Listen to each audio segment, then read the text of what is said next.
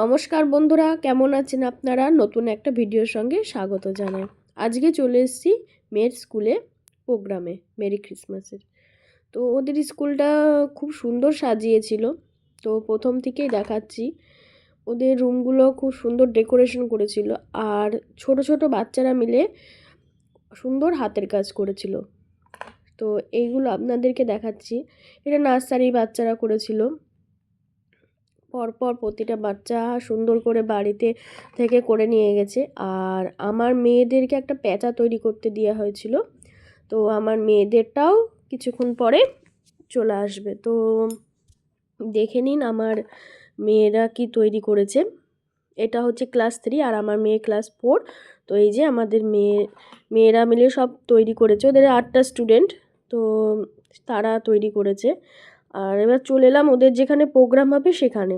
তো প্রোগ্রামটা দেখুন আর আপনারা আনন্দ উপভোগ করুন।